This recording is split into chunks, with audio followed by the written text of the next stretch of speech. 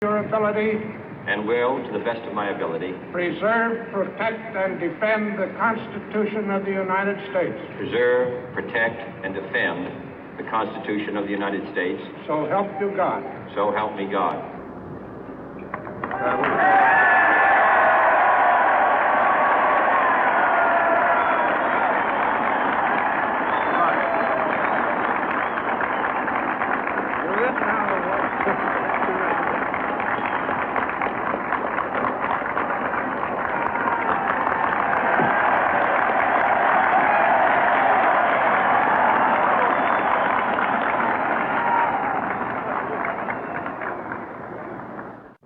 Vice President Johnson, Mr. Speaker, Mr. Chief Justice, President Eisenhower, Vice President Nixon, President Truman, Reverend clergy, fellow citizens.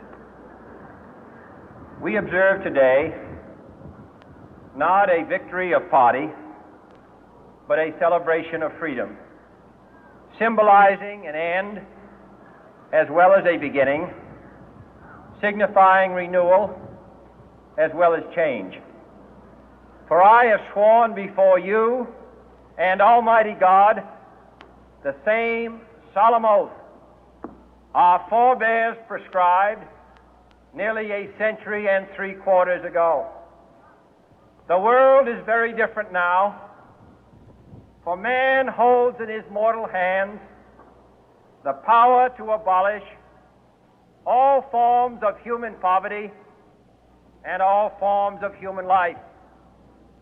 And yet the same revolutionary beliefs for which our forebears fought are still at issue around the globe.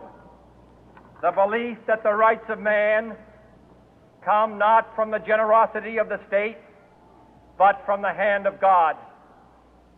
We dare not forget today that we are the heirs of that first revolution. Let the word go forth from this time and place to friend and foe alike that the torch has been passed to a new generation of Americans born in this century, tempered by war, disciplined by a hard and bitter peace, proud of our ancient heritage, and unwilling to witness or permit the slow undoing of those human rights to which this nation has always been committed and to which we are committed today at home and around the world.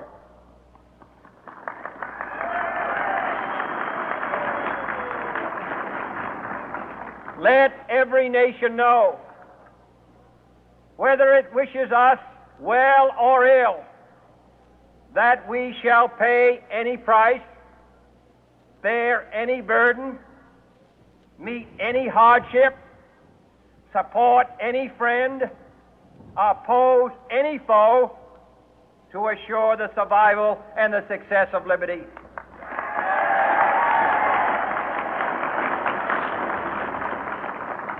This much we pledge and more. To those old allies whose cultural and spiritual origins we share, we pledge the loyalty of faithful friends. United, there is little we cannot do in a host of cooperative ventures. Divided, there is little we can do, for we dare not meet a powerful challenge at odds and split asunder. To those new states whom we welcome to the ranks of the free, we pledge our word that one form of colonial control shall not have passed away, merely to be replaced by a far more iron tyranny. We shall not always expect to find them supporting our view, but we shall always hope to find them strongly supporting their own freedom, and to remember that in the past, those who foolishly sought power by riding the back of the tiger ended up inside.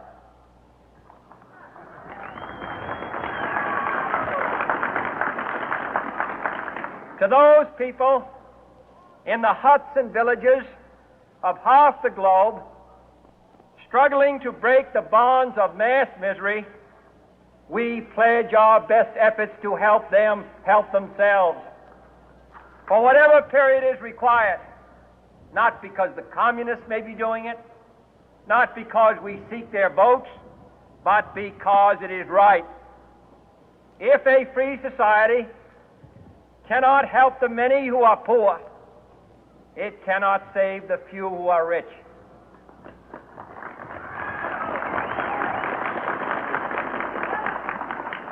To our sister republics south of our border, we offer a special pledge to convert our good words into good deeds, in a new alliance for progress, to assist free men and free governments in casting off the chains of poverty. But this peaceful revolution of hope cannot become the prey of hostile powers. Let all our neighbors know that we shall join with them to oppose aggression or subversion anywhere in the Americas. And let every other power know that this hemisphere intends to remain the master of its own house.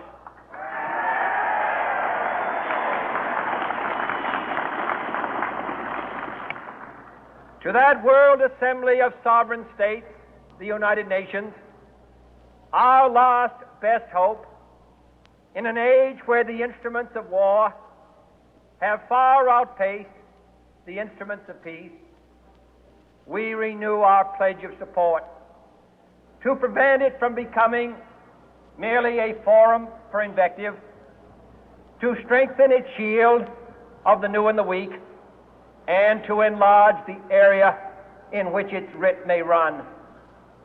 Finally, to those nations who would make themselves our adversary, we offer not a pledge, but a request that both sides begin anew the quest for peace.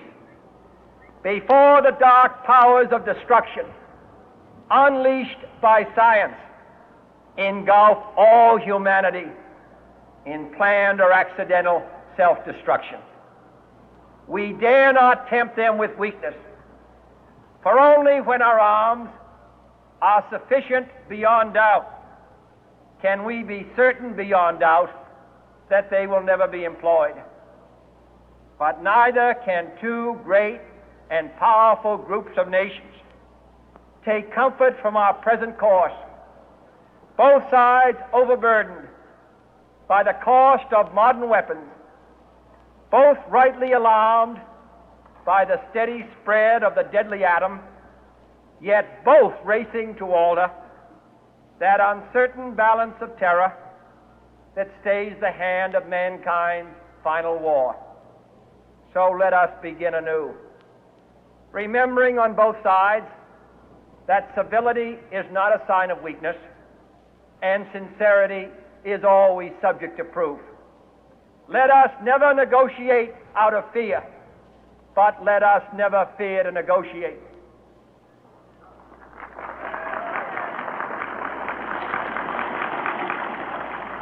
Let both sides explore what problems unite us, instead of belaboring those problems which divide us. Let both sides, for the first time, formulate serious and precise proposals for the inspection and control of arms, and bring the absolute power to destroy other nations under the absolute control of all nations.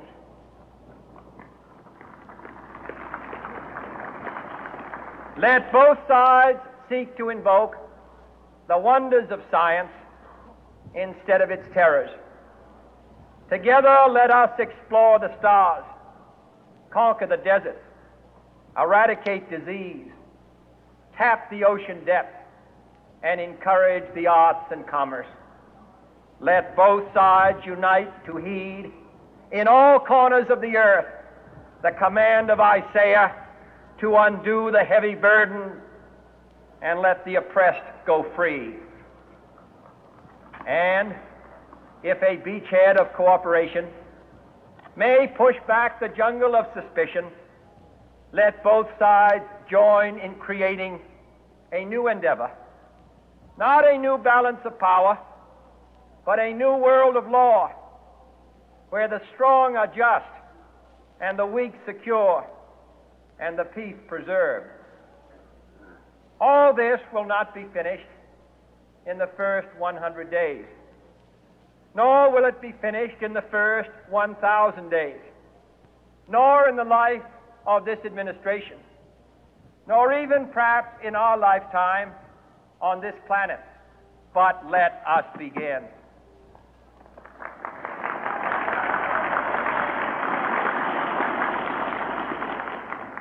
In your hands, my fellow citizens, more than mine, will rest the final success or failure of our course. Since this country was founded, each generation of Americans has been summoned to give testimony to its national loyalty. The graves of young Americans who answered the call to service surround the globe. Now the trumpet summons us again, not as a call to bear arms, though arms we need, not as a call to battle, though in battle we are, but a call to bear the burden of a long twilight struggle, year in and year out, rejoicing in hope, patient in tribulation, a struggle against the common enemies of man, tyranny, poverty, disease, and war itself. Can we forge against these enemies a grand and global alliance, north and south, east and west, that can assure a more fruitful life for all mankind? Will you join in that historic effort?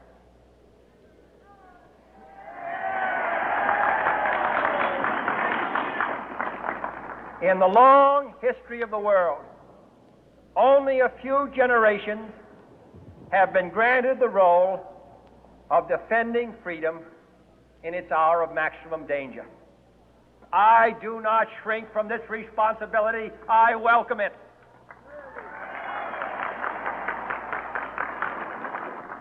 I do not believe that any of us would exchange places with any other people